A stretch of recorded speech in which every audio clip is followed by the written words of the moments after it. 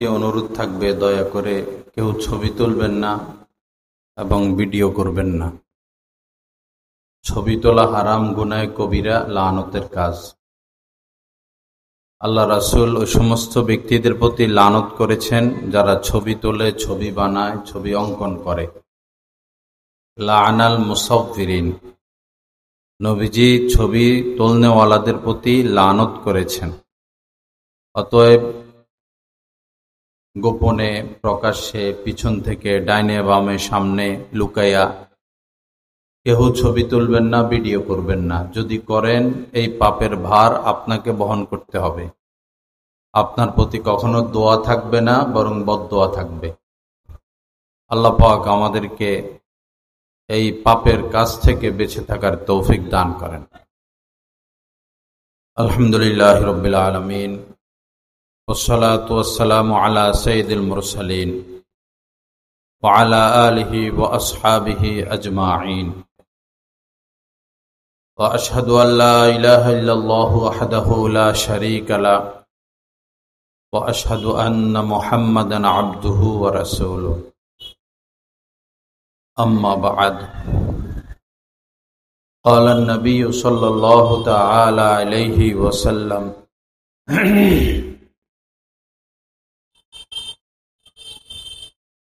ما تركت بعدي فتنة أضر على الرجال من النساء. وقال عليه الصلاة والسلام لعن المصورين.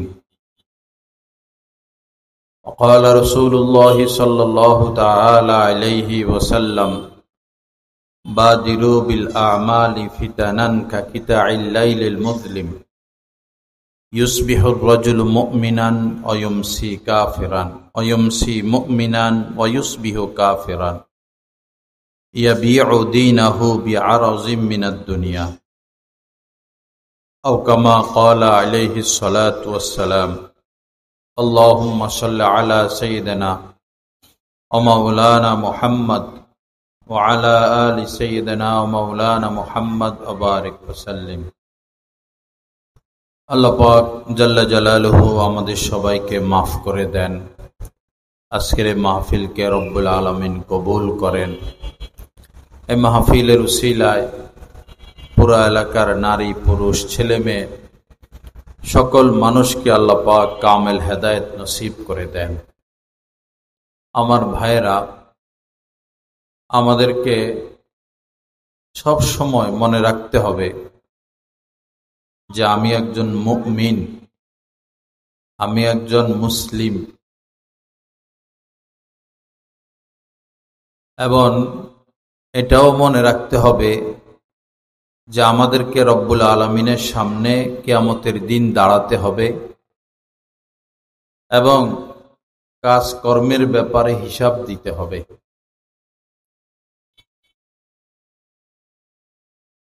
কিয়ামতের দিন কাহার উপরে কোনো জুলুম করা হবে না, বরং মানুষ তার পাপ অনুযায়ী শাস্তি ভোগ করবে এবং তার আমলনামার বিচারে হিসাবে সে জান্নাতের অধিকারী হবে।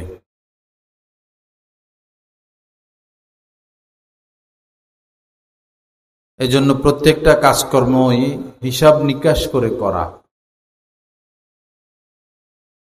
এটা মনে না করার সুযোগ পেলাম, অন্যায় করে বসলাম আর আমি জিতে গেলাম, বিষয়টা এমন না। কাউকে ঠকানোর সুযোগ পাইলাম, ঠকিয়ে ফেললাম আর আমি জিতে গেলাম, বিষয়টা এরকম না। এটা ঠকা না, এটা জিতা না, বরং ঠকা। ব্যবসা করতেছি তো 1 কেজি মাছ কেউ কিনলো, যেমন চিংড়ি মাছ। 1 কেজি মাছের ভিতরে বিক্রেতা 5-7টা পচা মাছ দিয়ে দিল, অথবা দেশি চিংড়ি বলে ভিতরে 2-4টা চাষেরও চিংড়ি দিয়ে দিল। আর মনে মনে খুশি যে আজকে ভালো ধরা খাওয়াইছি, আমি জিতে গেলাম। আমার ভাই, আপনি জিতেন নাই, আপনি ঠকে গেলেন। আপনি হয়তো 10টা টাকা বেশি পাইলেন, এতটুকু, কিন্তু কাল কিয়ামতের ময়দানে আপনাকে এটার হিসাব দিতে হবে।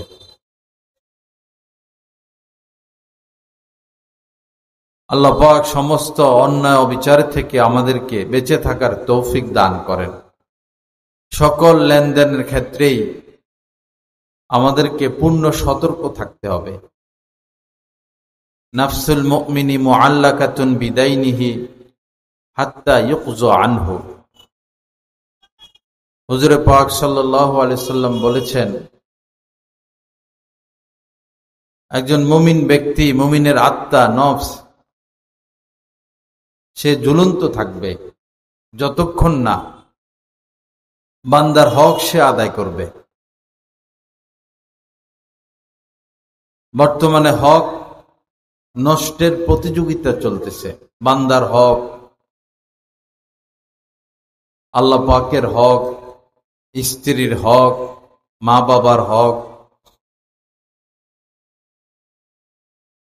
হক নষ্টের এক প্রতিযোগিতা। বিভিন্ন গুনাহ যেগুলো শিরক না, আল্লাহ পাক তওবা করলে এমনিই মাফ করে দেন,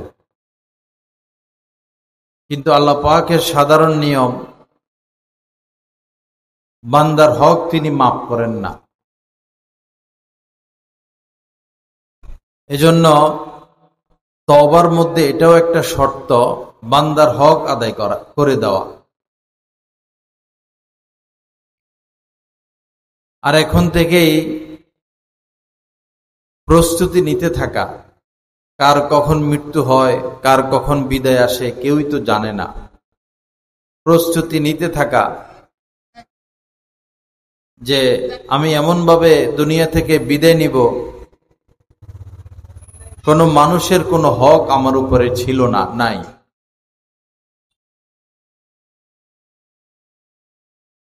তরুণ বয়সে ছেলেরা অনেক কিছুই করে বসে, যেমন ট্রেনে উঠে ভাড়া টিকিট কাটে না,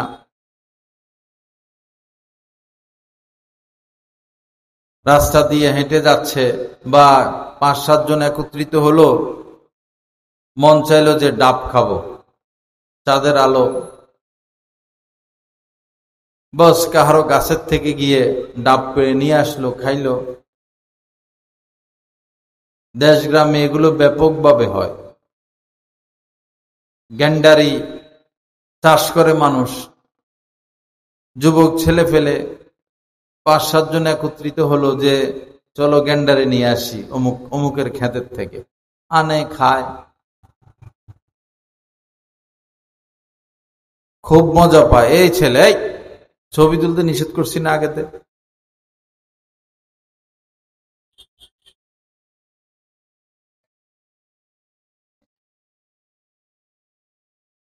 খাইতে থাকে আর ডাবের পানি খাইতে থাকে আর খুব খুশি যে আজকে ভালো করে ধরা দিছি, মালিককে ভালো করে ধরা দিছি। ধরা দিছে না ধরা খাইছে? ধরা খাইছে। মালিকের আর কি লস হইল, বরং মালিকের লাভ, সে কিয়ামতের ময়দানে এটা ফিরে পাবে। যে ডাবের পানি খাইলো, গ্যান্ডারি নিয়ে আসলো, সে তো সামান্য স্বাদ পাইছে, সামান্য স্বাদ পেয়েছে, সে তো মহা বিপদে পড়ে গেল। তার অর্জিত যে নেক আমল, এই ছোট ছোট বিষয়ের কারণেও বহু নেক আমল তাকে দিয়ে দিতে হবে। ইউগফারু লিশ-শাহীদি,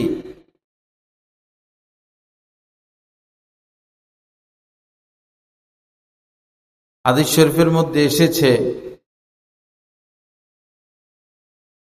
যারা আল্লাহর রাস্তায় শহীদ হয় তাদের সমস্ত গুনাহ মাফ করে দেওয়া হয়। ইগফারু লিশ-শাহীদি কুল্লু যামবিন ইল্লা দাইন, ঋণ ব্যতীত। ঋণ মাপ নাই, অথচ সে আল্লাহর জন্য দিন জিন্দা করার লক্ষ্যে আল্লাহর রাস্তায় শহীদ হয়েছে, জীবন দিয়েছে, কিন্তু ঋণের মুআমালা আছে, বান্দার হকের মুআমালা আছে, এটা মাফ নাই, এটা মাফ নিতে হবে। কেউ বাইজিদ বোস্তামি হয়ে গেল, কেউ বা বড় পীর আব্দুল কাদের জিলানী হয়ে গেল, কেউ বা আল্লামা হয়ে গেল, সে যেই হোক, বান্দার হক তাকে মাফ নিতে হবে। রব্বুল আলামিন এ ব্যাপারে আমাদের সকলকে সতর্কতা নসিব করেন।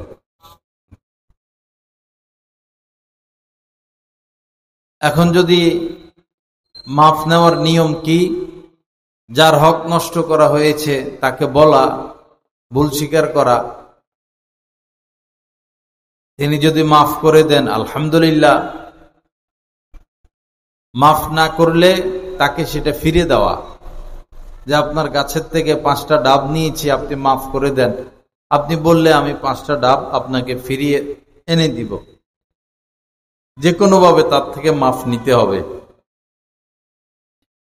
এখন এমন যদি হয় যার সম্পদ, যার হক নষ্ট করা হয়েছে সে জীবিত নাই বা তাকে খুঁজে পাওয়া যাচ্ছে না, তাহলে তার উত্তরসূরি সন্তান আদি যারা আছে তাদের থেকে মাফ নিয়ে নিতে হবে। সন্তান আদিকেও যদি খুঁজে পাওয়া না যায়, তখন ওই পরিমাণ সম্পদ সদকা করে দিতে হবে, যেন এর সব সে পেয়ে যায়। এইভাবে মাপটা হবে। সে যদি থাকে তার থেকে সরাসরি মাফ নিতে হবে, সে নাই তার ছেলে মেয়ে নাতিপুতি তাদের থেকে মাফ নিতে হবে। এটা সম্ভব না হলে তার আমল নামায় সওয়াব দিয়ে দেওয়া। আর যারা বিভিন্নভাবে, যেমন রাষ্ট্রীয় কারেন্ট চুরি করে অনেকে, অনেক ভদ্রলোকেরা গ্যাস চুরি করে, আবার অনেকে যেমন ট্রেনে উঠলো টিকিট কাটলো না, অনেকে সরকারি জিনিসপত্র ঘরে নিয়ে আসে, যেমন রেল লাইনের পাথর নিয়ে আসে, রাস্তার মাটি নিয়ে আসে। রাষ্ট্রীয় সম্পদ, এটার মালিক এই 16 কোটি জনগণ। বড় কঠিন বিষয়। তো সরকারি এভাবে কোনো সম্পদ যদি আত্মসাৎ কেউ করে, যে কোনো ভাবে সরকারি ফান্ডে টাকা পৌঁছায় দিতে হবে। সামান্য হলে যেমন ডাক টিকিট কিনলে সরকারের ফান্ডে টাকা জমা হয়ে যায়, টিকিট কিনে আপনি ছিঁড়ে ফেলে দিলেন, সরকারের খাতায় টাকা চলে গেছে। অথবা ট্রেনের যে টিকিটগুলো আছে সিট ছাড়া, সেগুলো কিনলেও সরকারের ফান্ডে টাকা চলে গেল। বা যে কোনো পদ্ধতি থাকতে পারে, আমার জানা নাই, সরকারি ফান্ডে সে টাকা পৌঁছিয়ে দেওয়া। আরেকটা বিষয় হলো ভাই বোনদের হক। বাবা মারা গেল বা মা মারা গেল, আগে তাদের দাফনের কাজ শেষ করা, এরপরে তাদের সম্পদ থেকে তাদের ঋণ পরিশোধ করা। এগুলো মনে রাখবেন, সমাজে এগুলো মানুষ খুব কম জানে, এগুলোর আলোচনাও কম হয়। বাবা মা মারা গেলে তাদের সম্পদ থেকে দাফন করতে তো আর এত বেশি টাকা লাগে না, তো তারা যে ঋণ রেখে যায়, তাদের সম্পদ বন্টনের আগে তাদের ঋণ পরিশোধ করতে হবে। ফুকাহায়ে কেরাম বলেন, ঋণ পরিশোধ করতে গিয়ে যদি বাবার টাকা সব শেষ হয়ে যায়, সম্পদ শেষ হয়ে যায়, শেষ হয়ে যাক, ঋণ পরিশোধ জরুরি। এরপরে তারা যদি কোনো ওসিয়ত করে থাকে, আমি মারা গেলে এই করবা ওই করবা, মসজিদে এত টাকা দিবা, মাদ্রাসায় এত টাকা দিবা, একটা রাস্তা করে দিবা, কিছু গাছ লাগাবা, এই ওসিয়ত গুলো পুরা করা। তাদের ছুটে যাওয়া নামাজের ফিদিয়া, অনেক নামাজ রয়ে গেল, অনেক রোজা রয়ে গেল, তাদের সম্পদ থেকে ফিদিয়া আদায় করা। এই ক্ষেত্রে মাসালা আছে কিছু, এগুলো উলামা ইকরাম থেকে জেনে নিবেন। তবে এই কাজগুলো আগে করা, দাফন, ঋণ পরিশোধ, ওসিয়ত পুরা করা, ফিদিয়া, নামাজ রোজার, এরপরে সম্পদ বন্টন।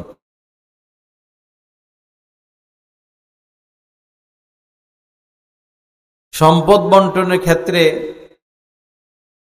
দেখা যায় যে বোনকে অনেক বেশি ঠকানো হয়। বোন তো ভাইয়ের অর্ধেক পাবে, এক বোন এক ভাইয়ের অর্ধেক পাবে। যদি রব্বুল আলামিন সমান সমান দিতেন তাহলে তো বোনদেরকে গোপনে বিষ খাওয়াইয়া মেরে ফেলতো ভাইয়েরা। যে পরিস্থিতি বর্তমানে, অর্ধেকই তো দেয় না, অর্ধেক বাইর করাই কঠিন হয়। আবার কিছু পিতা এমন পাওয়া যাচ্ছে সমাজে, মেয়েদেরকে তো বিবাহ দিলাম টাকা পয়সা খরচ করে, তো তারা আবার আমার সম্পদের মালিক কেন হবে? মারা যাওয়ার আগে সম্পদ ছেলেদের নামে লিখে দেয়। এটা অন্যায়, জুলুম। সে তার মেয়ের হক নষ্ট করেছে, তার কঠিন শাস্তি হবে। কঠিন শাস্তি কি? সে ঝুলন্ত থাকবে, কারণ সে মেয়ের হক নষ্ট করেছে, মেয়ের উপর অবিচার করেছে, জুলুম করেছে। আবার কেউ বা এমন রয়েছে 2 বিয়ে 3 বিয়ে, নতুন স্ত্রী তার সন্তান বা নতুন স্ত্রীর নামে গোপনে গোপনে সব লিখে দেয়। এগুলা কিছুই করা যাবে না, আপনি ঠান্ডা মাথায় মরে যাবেন কালেমা নিয়ে। মারা যাওয়ার আগে সম্পদ কাউকে দেওয়া টেওয়া এগুলা না, এগুলা করবেন না। ঠান্ডা মাথায় মরে যাবেন ঈমান নিয়া, দান সদকা করে। এরপরে শরীয়ত মোতাবেক সম্পদ বন্টন হবে, কে কতটুকু পাবে সব। এরকম মাসালার কিতাব আছে, কোরআন হাদিসে এগুলো পাওয়া যায়।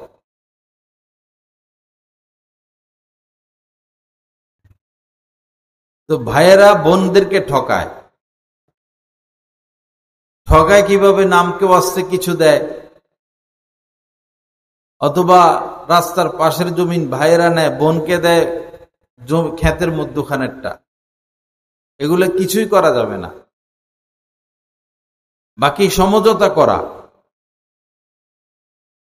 যে তুমি তো এই পরিমাণের মালিক, এখন কিভাবে নিবা?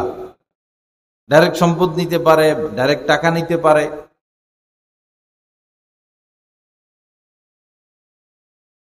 আরেকটা বিষয় হলো স্ত্রীর মোহর। বড় কঠিন পরিস্থিতি বর্তমানে মোহর নিয়া। প্রতিযোগিতা কিসের? মোহর কত ধরা যায়। ভৈরব বাজারে এক ব্যক্তি বিয়ে করছে, পরে এখন স্ত্রীর সাথে মিল হয় না, গলার কাটার মতো হয়ে গেছে অবস্থা। স্ত্রীকে রাখতেও পারে না, ছাড়তেও পারে না। তো স্ত্রী বাপের বাড়িতে আছে, কিন্তু সে স্ত্রীকে তালাক দিতে পারে না। মোহর এমন ধরা ধরছে, রাস্তা নাই, তালাক দিলে তো এই টাকা দিতে হবে। মোহর ধরছে 50 লক্ষ টাকা। 50 লক্ষ টাকা মোহর ধরছে। এখন এই মেয়েকে নিয়ে ঘর করা সম্ভব না, আবার এখন ছাড়াও সম্ভব না, আবার নতুন বিয়েও করতে পারে না, মামলা দিয়ে দিবে। কি বিপদে আছে চিন্তা করে দেখুন। কি দরকার ছিল এত টাকা মোহর ধরার?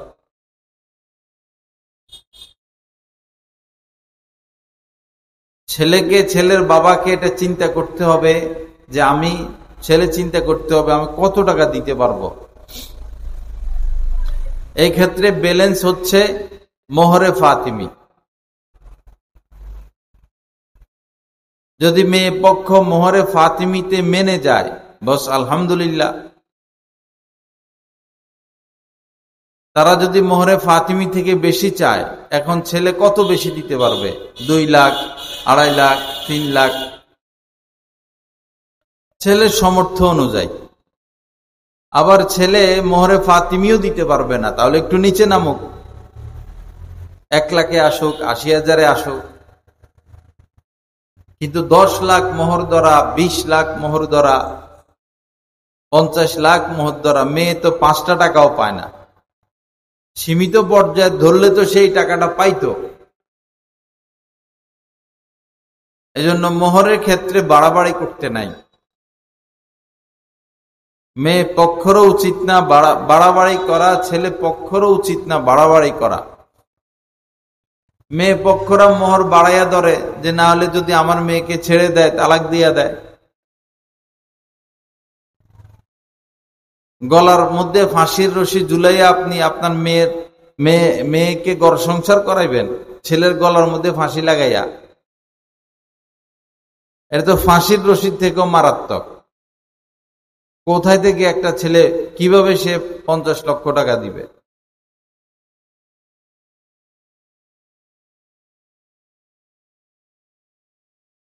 এই ক্ষেত্রে কোনোভাবেই সীমা লঙ্ঘন না করা।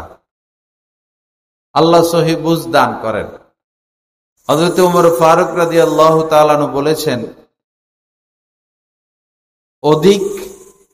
অধিক মোহর ধরার মধ্যে যদি কোনো কল্যাণ থাকতো তাহলে নবীর মেয়েদের মোহর সবচেয়ে বেশি হইতো। কারণ নবীজির মেয়েদের মতো শ্রেষ্ঠ মেয়ে দুনিয়াতে আর আসবে না। নবীর মেয়েই শ্রেষ্ঠ মেয়ে।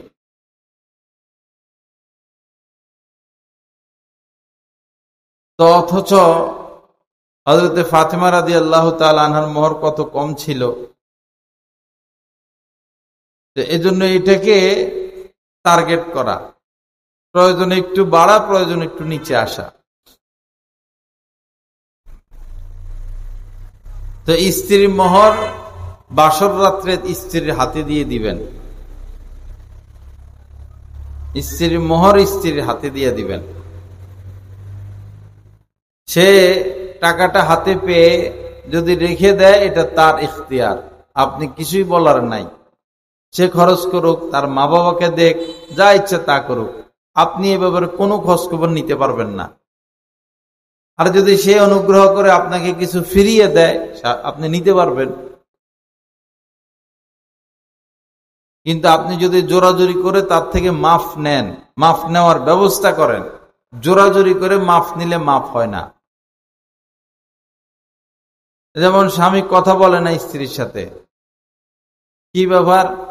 বাবিরি দিয়া, চাচেরি দিয়া, মামেরি দিয়া, মহিলাদেরকে দিয়া চাপ দেওয়া যে মোহর যেন ছেড়ে দেয়। স্বামী কথা বলে না, স্ত্রীর কাছে যায় না বা শ্বশুর বাড়িতে যায় না, কেন? যেন মেয়েটা মোহর ছেড়ে দেয়। এভাবে চাপ দিয়ে মোহর মাফ নিলে মাফ হবে না। মেয়ে যদি খুশি হয়ে স্বেচ্ছায় দেখে যে আমার বাবা কোথায় থেকে এত টাকা ঋণ, আমার স্বামী কোথায় থেকে মোহর পরিশোধ করবে, আমি তো আমার চোখের সামনেই তো সে আয় রোজগার করে, এটা তো কিছুদিন পরে মহব্বত হওয়ার পরে হয় সাধারণত। তার সীমিত আয়, আমার মোহরটা সে কেমনে পুরা করবে? আচ্ছা আমি 4 ভাগের 1 ভাগ মাফ দিলাম বা অর্ধেক মাফ দিলাম বা পুরা মাফ দিলাম, সে নিজের থেকে মাফ দিলে তখন ভিন্ন কথা। চাপ চুপ দিয়া কৌশল করে মাফ নিলে মাফ হয় না।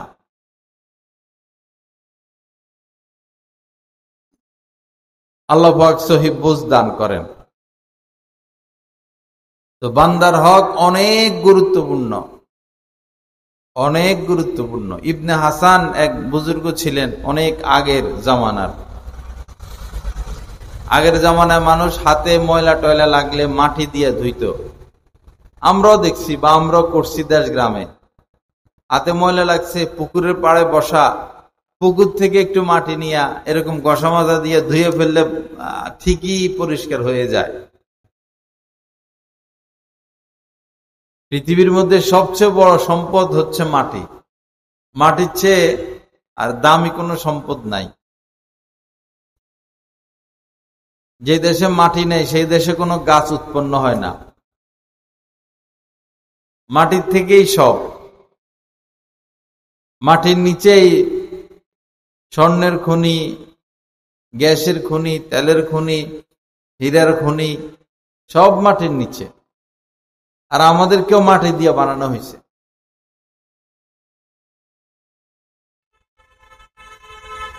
তো ইবনে হাসান এই বুজুর্গ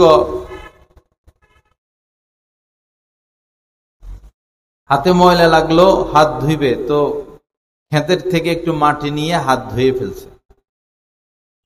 পরে চিন্তা হলো, কার জমিনের মাটি ব্যবহার করলাম, তার তো অনুমতি নিলাম না। মালিক খোঁজা শুরু করছে, খুঁজে তো মালিক পায় না।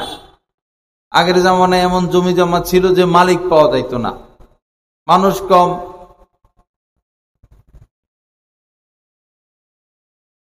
অনেক খোঁজাখুঁজি করছেন। পরে 30 বছর তিনি আল্লাহর দরবারে কান্নাকাটি করছেন শুধু এই পাপটার কারণে। বিনা অনুমতিতে মাটি নিয়ে হাত ধুয়েছেন, এই পাপটার কারণে 30 বছর কান্নাকাটি করছে। দেখেন এবার, আমরা তো ভিড়ের মধ্যে চাটা খাইতে পারলে যে চা দোকানদার অমনোযোগী জায়গা খবর নাই, মনে করে জিতছি, দোকানদারকে দিছি আজকে ঠকা। জিতেন নাই ভাই, জিতেন নাই, জনমের জন্য ধরা খাইছে। অনেকে আছে ছেঁড়া টাকা বাজারে চলে না, বা ছেঁড়া আর কি 50 টাকার নোট। পরে দান বাক্সে, মসজিদে যে দান বাক্স আসে, দান বাক্সে 50 টাকা দিয়া 40 টাকা লইয়া লয়, বা 45 টাকা লয়। তো গেলে 5 টাকা না গেছে, তো সে তো কত পাইল? 45 টাকা পাইল। আল্লাহর সাথে এগুলা করে। কঠিন অবস্থা বর্তমান। অনেক মসজিদের মধ্যে জাল টাকা পাওয়া যায়। মানুষের চরিত্র নষ্ট হইলে, স্বভাব নষ্ট হইলে মানুষ কত নিচে নামতে পারে। আল্লাহ আমাদেরকে হেফাজত করেন, আল্লাহ পাক সহি বুঝ দান করেন। তো বান্দার হক বাবা, এই ব্যাপারে অনেক বেশি শিথিল আমরা।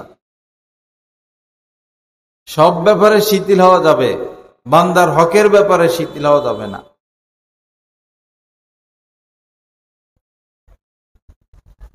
বর্তমানে আপডেট মেয়ে যেগুলো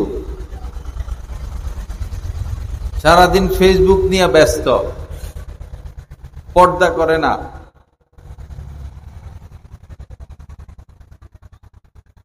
ফ্যাশন জাতীয় মেয়েরা এক তো সহজে তারা বিয়েতে রাজি হয় না। এদের কত ক্ষতি যে করতেছে। সহজে বিয়েতে রাজি হয় না, বিয়েতে রাজি হইতে হইতে এদের বয়স 25 পার হয়ে যায়। সায়েন্স বলে 25-এর পরে একটা মেয়ে সুস্থ সন্তান প্রসব করতে পারে না। 25 পর্যন্ত সুস্থ সন্তান, হৃষ্টপুষ্ট সন্তান প্রসবের সময়। এখন শহরের মেয়েরা 25 বছরকে মনে করে যে শিশু বয়স, বিয়ে শাদী নাই। এক তো দেরিতে তাদের বিয়ে, দ্বিতীয় বিয়ে হওয়ার পরে সন্তান নিতে চায় না, সন্তান নিতে চায় না। এই আরেক বিপদ। দেরিতে বিবাহ এক বিপদ, বিয়ে হওয়ার পর আবার সন্তান না নেওয়া আরেক বিপদ। ফলে কি হয়, সন্তানদেরকে একটা অবস্থায় রেখে যাওয়ার আগেই মা বাবাকে বিদায় নিতে হয়। সন্তান ছোট থাকতে থাকতে মা বাবার বয়স হয়ে যায় 60-65। বুঝে না তো, বুঝের ভুল। এরপর আরো বড় সর্বনাশ করে কি, বাচ্চা হইলে বুকের দুধ খাওয়ায় না, শরীর ভেঙে যাবে, স্বাস্থ্য এই হয়েছে সেই হয়েছে, জুলুমের উপর জুলুম। এ সমস্ত জুলুম নিজের উপরে, নিজের বাচ্চাদের উপরে। একটা বাচ্চা দুনিয়াতে আসার পর মায়ের ওই শাল দুধ ব্যতীত পৃথিবীতে তার খাওয়ার মতো আর কিছু থাকে না। ওইটাই তার ওষুধ, ওইটাই তার খাদ্য, স্বাস্থ্যকর খাদ্য। খাওয়ালে তো কত কিছু খাওয়ানো যায়, ওইটাই স্বাস্থ্যকর খাদ্য, তার উপযোগী খাদ্য। এটা বিজ্ঞানীরা এই খাদ্য বানাইতে পারবে না। শাল দুধে আল্লাহ পাক যা দান করে রাখছেন, সাদা সাদা পানি, আর এটা বাচ্চা কি মজা করে খায়।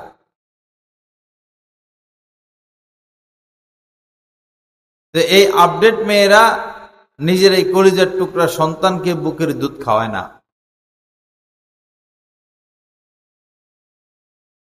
অথচ তার উপর এটা ওয়াজিব ছিল। বিনা কারণে শুধু মেয়েটা তার মানে পোষপাস ধরে রাখার জন্য যদি বাচ্চাকে বুকের দুধ না খাওয়ায়, তো সে গুনাহ করতেছে, পাপ করতেছে, এই বাচ্চার হক সে নষ্ট করতেছে।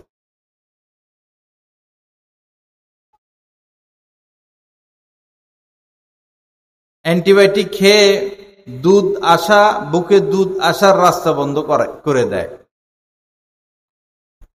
হাই অ্যান্টিবায়োটিক খেতে হয়। আর খবর নিয়ে দেখা গেল যে এই মেয়েদেরই স্তন ক্যান্সার হয়। যারা বেশি অশ্লীল, বুক ডেকে রাখে না, পর পুরুষকে বুক দেখায়, বুকের হেফাজত করে না, সন্তানকে বুকের দুধ খাওয়ায় না, এদেরই স্তন ক্যান্সার হয়।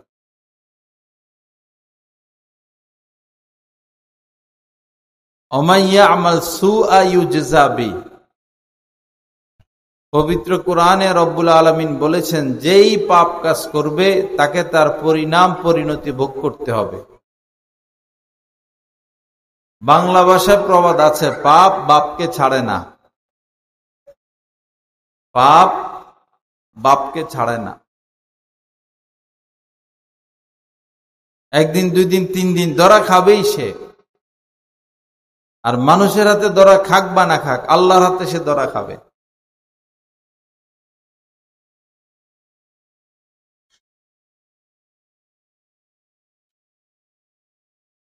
আমাদের এলাকায় এক লোক, খুব শিক্ষিত মানুষ, টাইটেল পাস, ওই জামানার টাইটেল পাসের বহুত দাম, সবাই তাকে সম্মান করে।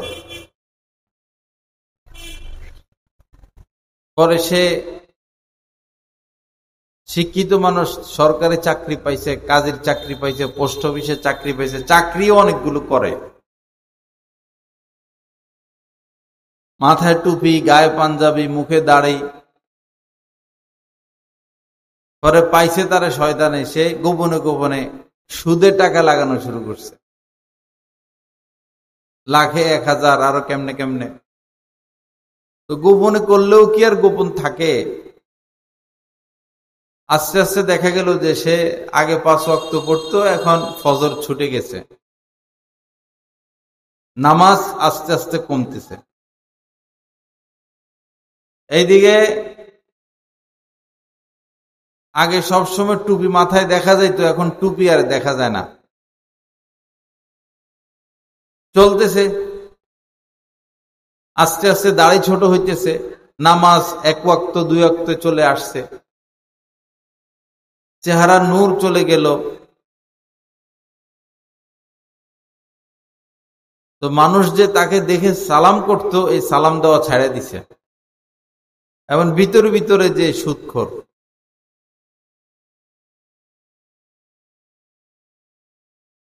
পরে চেহারা এমনি ফর্সা ছিল না, পরে বেশি কালো হয়ে গেছে চেহারা।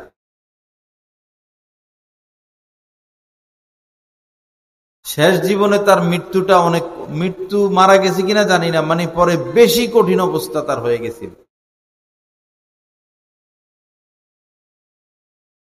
বাপ বাপকে ছাড়ে না। একজন মানুষ যত গোপনে পাপ করুক না কেন,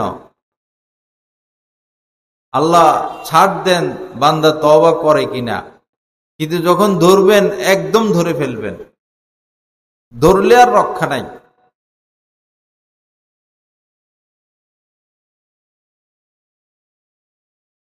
আল্লাহ পাক সহি বুঝ দান করেন। তো বান্দার হক এটা বান্দার থেকে মাফ নেওয়া। হযরতে ওয়াহাব বিন মুনাব্বিহ রহমতুল্লাহ আলাইহি, অনেক আগের একজন মুসান্নিফ, উনি বনি ইসরাইলের এক যুবকের একটা ঘটনা উল্লেখ করেছেন। এক যুবক হঠাৎই তার মধ্যে পরিবর্তন, সে সিদ্ধান্ত নিল আর গুনার কাজ করবে না, যা করছি তো শেষ, আর পাপের কাজ সে করবে না।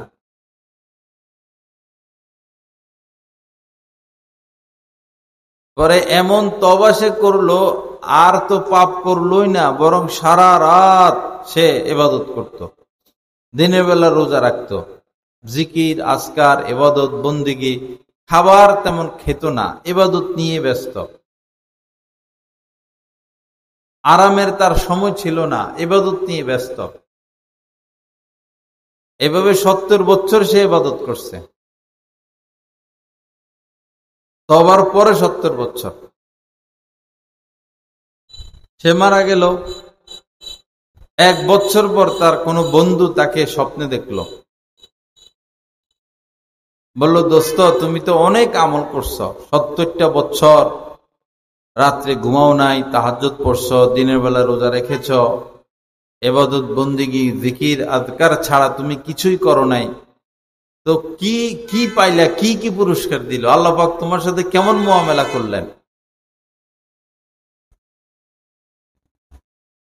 এই যুবক বলল, আমি তো ঝুলন্ত, কোনো ফয়সালা হচ্ছে না আমার। কঠিন কিনা ব্যাপারটা? তার যদি, সে যদি ঝুলন্ত থাকে তা আমাদের কি উপায়? সে বলতেছে আমি ঝুলন্ত। কি হইল? দাঁত খিলেল করি না আমরা, এখন তো কত ডিজিটাল খিলেল বাইর হইছে, আগে তো শলা দিয়া, নারিকেল গাছের যে শলা হয় পাতার মধ্যে, ওই শলা দিয়ে মানুষ দাঁত খিলেল করত। যুবক বলে যে এক ব্যক্তির একটা শলা দিয়া দাঁত খিলেল করেছিলাম, তার অনুমতি নেই নাই, একটা শলা, অনুমতি ছাড়া এই শলাটা ব্যবহার করেছি, এই কারণে আমি ঝুলন্ত, আমার কোনো ফয়সালা হচ্ছে না। তো বলুন আমাদের কি অবস্থা হবে? কত বান্দার হক আমাদের দ্বারা নষ্ট হচ্ছে। এজন্য মিটমাট করে নিতে হবে ভাই, সময় নাই।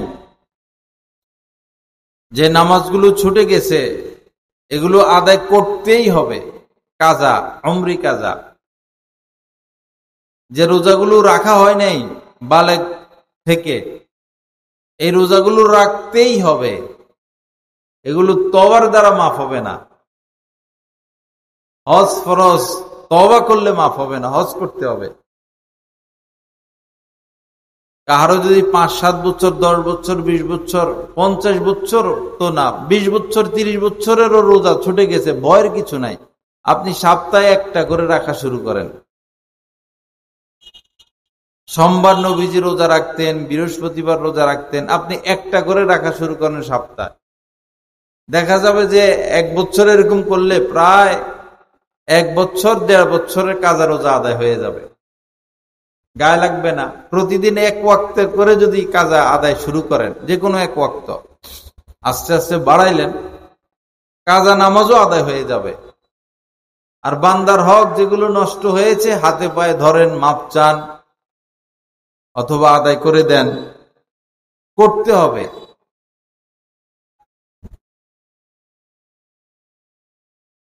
আমাদের বাংলাদেশের এক মহান বুজুর্গ, যাদের উসিলায় আজ এই দেশে দিন,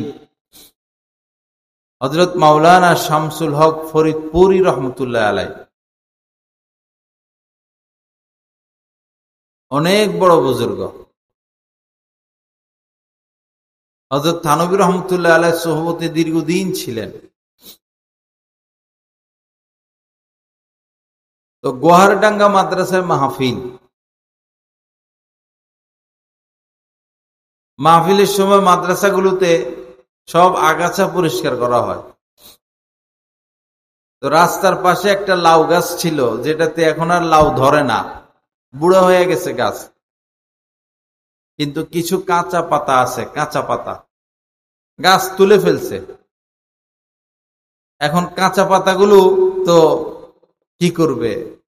মাদ্রাসার একজন লোক কাঁচা পাতাগুলো নিয়ে জমা করে হযরত শামসুল হক ফরিদপুরি রহমতুল্লাহ আলাইহির গরু ছিল, গরুকে খাওয়াইতে নিয়ে যাচ্ছেন।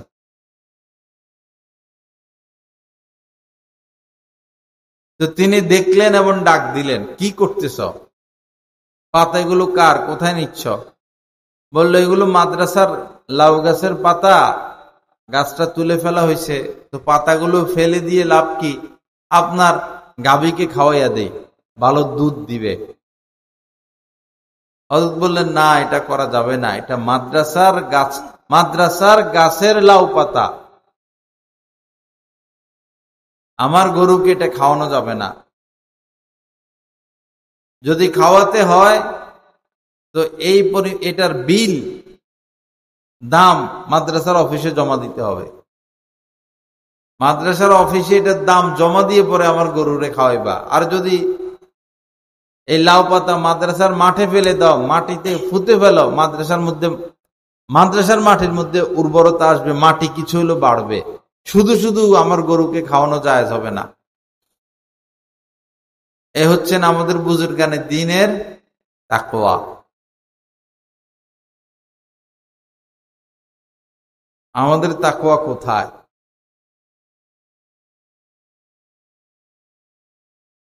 হযরত ওমর ফারুক রাদিয়াল্লাহু তাআলা আনহু যখন খলিফা,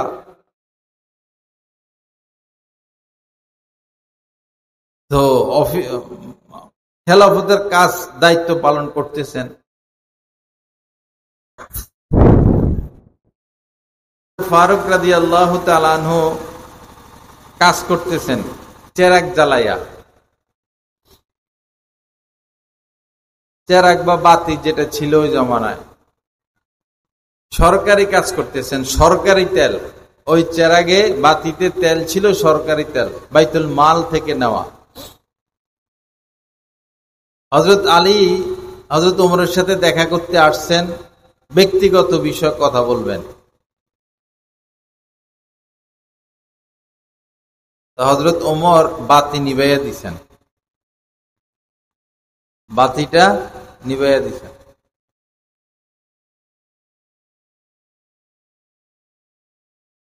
হযরত আলী এটা দেখে একটু অসন্তুষ্ট হয়েছেন যে আমি আসলাম আর তিনি এভাবে বাতি নিভাইয়া দিলেন। জানতে চাইছেন বিষয়টা। হযরত ওমর ফারুক রাদিয়াল্লাহু তাআলা আনহু বললেন, এতক্ষণ আমি সরকারি কাজ করতেছিলাম সরকারি তেল ব্যবহার করে, তোমার সাথে এখন ব্যক্তিগত কথা হবে, আপনার সাথে কথা হবে ব্যক্তিগত কাজে আমি কিভাবে সরকারি তেল ব্যবহার করতে পারি, এজন্য বাতি নিভাইয়া দিলাম। তাকওয়া কোন পর্যায়ের বুঝে আসতেছে? আমরা কি ধারে কাছেও আছি? ধারে কাছেও নাই। আল্লাহ আমাদের সবাইকে মাফ করে দেন, সহি বুঝ দান করেন, আল্লাহ পাক গুনাহগুলো মাফ করে দেন। এজন্য বান্দার হকের ব্যাপারে সর্বোচ্চ সতর্কতা। যদি কাউকে থাপ্পড় দিয়েছেন বিনা অপরাধে, কিল দিয়েছেন বিনা অপরাধে, গালি দিয়েছেন বিনা অপরাধে, কষ্ট দিয়েছেন বিনা অপরাধে, যতদূর মনে আছে তাদের থেকে মাফ নিয়ে নেওয়া। আর যাদেরকে এরকম কষ্ট দিয়েছেন পাচ্ছেন না খুঁজে, তাদের জন্য দোয়া করা, ইসালে সওয়াব পৌঁছানো। বিসমিল্লাহ সহ 3 বার কুল হুয়াল্লাহ পড়া তাদের আমলনামায় পাঠাইয়া দিবেন। 1 খতম কোরআনের সওয়াব হয়ে যাবে। বা কিছু দান সদকা করে তাদের আমলনামায় পৌঁছাইয়া দিবেন। বলবেন, আল্লাহ এটার সওয়াব যাদের হক আমি নষ্ট করেছি, খুঁজে পাই না, তাদের আমলনামায় পৌঁছাইয়া দেন। মৃত্যুর প্রস্তুতি, বান্দার হক,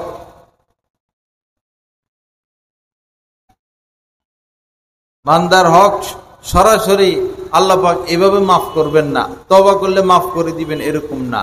আগে বান্দার থেকে মাফ নিতে হবে অথবা মিডল করতে হবে, এরপরে আল্লাহর কাছে মাফ চাওয়া। ব্যাপারটা কঠিন হয়ে গেল আপনাদের কাছে। এমন হলে সমাজটা সুন্দর হবে। আমাদের এই দেশটা তো গরিব দেশ না, গরিব বানাইয়া রাখছে। উর্বর একটা রাষ্ট্র, যে রাষ্ট্রের সম্পদের অভাব নাই, মেধার অভাব নাই, সবই আছে, কিন্তু রাষ্ট্র পরিচালনার সমস্যা। যারা এই রাষ্ট্র পরিচালনা যায় চুরি ডাকাতি লুটপাট, দেশের টাকা বিদেশে পাঠানো নিয়ে ব্যস্ত থাকে, নিজেকে নিয়ে ব্যস্ত থাকে। সৎ লোকের শাসনের অভাবে দেশের এই অবস্থা।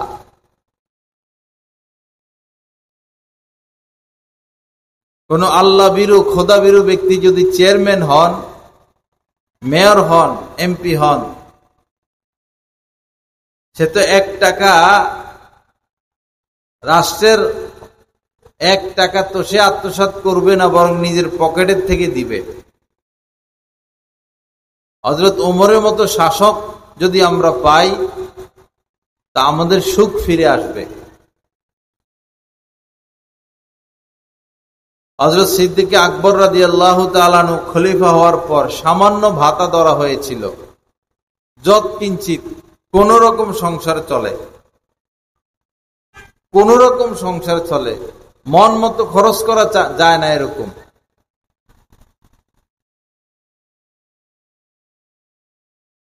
স্ত্রীর মিষ্টি খাইতে মন চাইছে, মিষ্টি জাতীয় কিছু, কিন্তু স্বামীর আয় এত কম, মিষ্টি জাতীয় কিছু এনে যে খাওয়াবে এরকম টাকা নাই।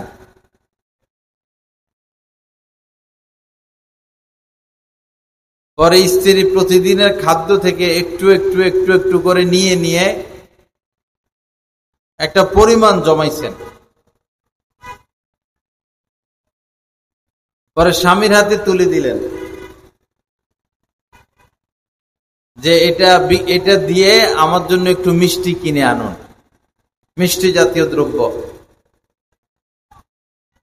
হযরত সিদ্দিক আকবর রাদিয়াল্লাহু তাআলা আনহু বললেন, এটা পাইছো কোথায় তুমি? বলল, প্রতিদিনের খাবারের থেকে একটু একটু একটু একটু করে রেখে আমি এটা জমিয়েছি। তখন হযরত সিদ্দিক আকবর রাদিয়াল্লাহু তাআলা আনহু বললেন, তার মানে আমার ভাতা থেকে এই পরিমাণ কমানো সম্ভব। পরে কমাইয়া দিছেন।